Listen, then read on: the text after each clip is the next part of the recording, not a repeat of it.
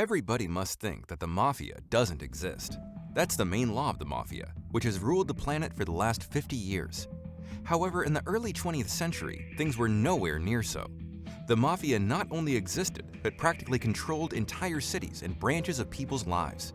Moreover, the mafia boldly declared their existence, gave interviews to newspapers, and convinced people that it's impossible to overcome them. Where did this audacity come from? Why was it needed? And why the poor loved the mafia? We will talk about all that in the next couple of minutes. And to help us, we've invited our guest, Francesco Totti. Francesco is a typical descendant of an Italian family who migrated to America. He lives in Chicago, and the year is 1931, the rise of the famous Al Capone. Our Totti is from a poor family and never hoped for any help. 10 years ago, when he worked at a factory, he was drinking at a secret pub since officially it was Prohibition time in the US. There, he was offered an interesting side job. The gist of it was, go to Canada, where alcohol was legal, buy it, and illegally drive it across the border to Chicago. A fairly simple task, since the offer came from none other than the mafia guys, and they had everything covered both at the border and at all the pit stops. Of course, our Francesco is still scared, and there was a chance he'll end up behind bars. But the pay that the people who work for the mafia, so-called soldiers, got was very tempting. And even if he did go to jail, he knew that the mafia doesn't leave their people behind, and he would be guaranteed the best stay. Back then, no one shared with Totti any plans or how the mafia was structured. The lowest in the chain of command existed on their own. That way, in the case they got caught, there was no evidence to accuse more important mafiosi. After a few years, Francesco showed himself to be a good worker and was promoted. He began cooperating with Papa Johnny, also known as Johnny Torrio. Our Totti was a soldier and mostly collected money from stores, to where he used to secretly deliver alcohol to. It goes without saying that sometimes he had to rob, shoot, and even kill people. The mafia knew that the FBI agents and police officers weren't allowed to kill under any circumstances, so an assassination mission proved that the subordinate was clean. But even then, there was still no communication with the mafia. All the orders were delivered by henchmen in order to not compromise the higher-ups. Francesco wanted to rise up, and as the result, in 1931, he became a capo regime. During these 10 years, the situation in Chicago changed. Papa Johnny built a serious gang and had passed several years back. His place was taken by Al Capone, who eliminated all competitors and brought the Chicago gang to a new level. Capone officially introduced the term racket. Now the money was collected not only from illegal local establishments, but from everywhere, including banks and stores. To be fair, the whole idea of racket didn't seem like that bad of a thing back then. Outside the windows unfolded the Great Depression, one of the worst crises in American history, and the streets were filled with tens of millions of unemployed and angry people. Crime flourished all over the country, and police could rarely handle it. At the same time, by giving mafia their money, the store got guaranteed protection from other bandits. Roughly speaking, the mafia was analogous to private security organizations and often placed their own guards where needed. Our Francesco had a chance to hold that position as well.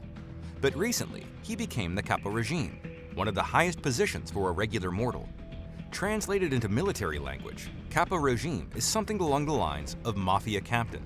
He was a bridge between the leaders of the mafia and the ordinary soldiers. Totti met with Al Capone several times and had access to family secrets on a high level. And his job was to organize the execution of plans on the low level. It is mostly similar to a routine, and the whole process was brought to automatism. The most popular order remained the same, delivering alcohol. But now, Francesco first organizes a bunch of soldiers, then bribes the guards on the border of Canada and USA. Then, Totti gives orders to simple executors and also sends other soldiers to collect the profit from this work. All communication is done only through figureheads, and Totti cannot be undermined on any level. Officially, he is the owner of one of the wash houses, moreover, a quite successful one. If you didn't know, Al Capone came up with a genius way to launder money earned from distributing illegal alcohol, prostitutes, and rackets. Mafiosi built a bunch of laundries all over the US. They actually functioned, and moreover, offered their service for a cheap price. And the genius was that it was impossible to count how many people used their services, and Capone could come up with any numbers and easily make the business legal. Ironically, the regular folks were glad, since they had a chance to do laundry for cheap. The name laundering money itself came from this scheme. But laundries weren't the only reason the poor liked Al Capone. First of all, the majority of our Francesco's work did not affect the regular folks at all. Rather the opposite. It was profitable for the mafia to have the ordinary workers feel safe. If they worked, they visited pubs and paid for illegal booze and women.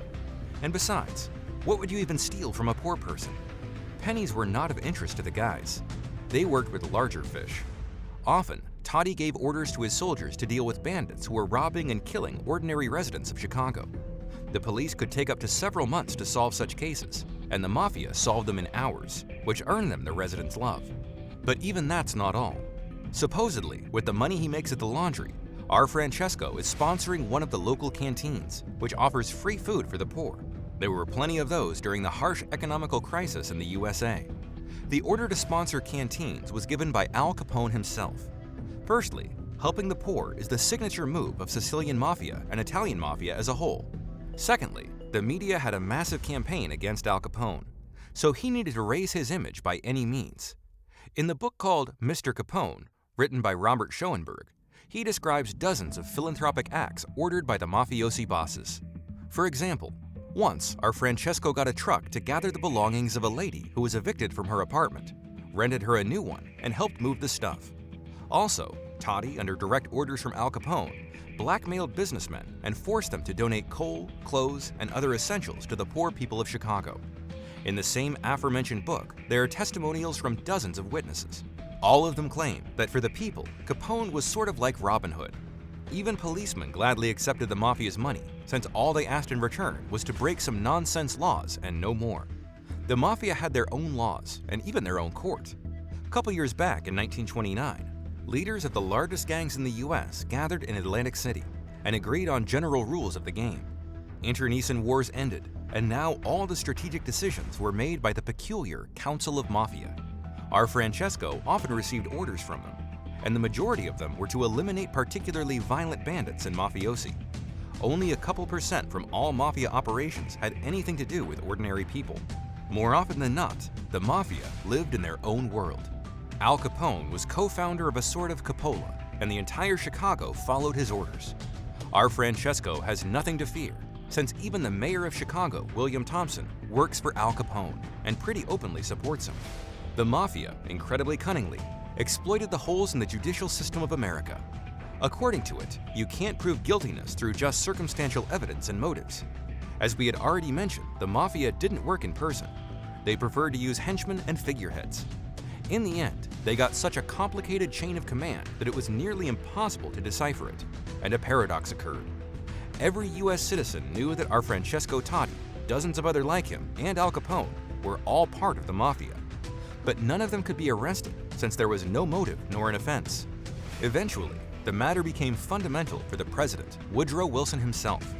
He personally demanded from the Minister of Finance the imprisonment of Al Capone, and the mafia in Chicago entered dark times. No one could prove their crimes. However, the guys were prosecuted for other reasons: taxes, administrative offenses, parking, and carrying weapons. Everything came into play. Al Capone voluntarily went to prison for a year to make the officials calm down. The mafia abused the variance of laws depending on the state. In Chicago, Al Capone had the right to carry weapons, but in Philadelphia, he would get a prison sentence for that.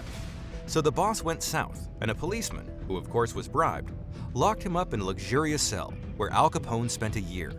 During that time, our Francesco and other mafiosi were desperately trying to make things go back to normal and eliminate any randomness. And they were quite successful, but nothing could save Al Capone, since he became the arch nemesis of the president. The head of the mafia was sentenced to an insane 11 years in prison for tax evasion. The media made sure to make it seem like the mafia was defeated. They arrested the gang members for show, but Francesco easily avoided all that. Since, as we previously mentioned, the only people getting caught were pawns, who willingly went to prison since they knew they would be paid for, and the big guys remained free, but they had to lay low. Capone became the victim, but his legacy in business went on, and as you probably know from movies and many documentaries, it is still very much alive. It's worth mentioning that all that was said doesn't mean our Francesco wasn't the bad guy who broke the law. But we can look at it from this angle. There are thousands of cases when government officials sent millions of people to their deaths. Pointless wars, out-of-proportion crises, famine, and dozens of other problems created officially and legally. It gives perspective and understanding of why the people like the mafia. See you later, friends.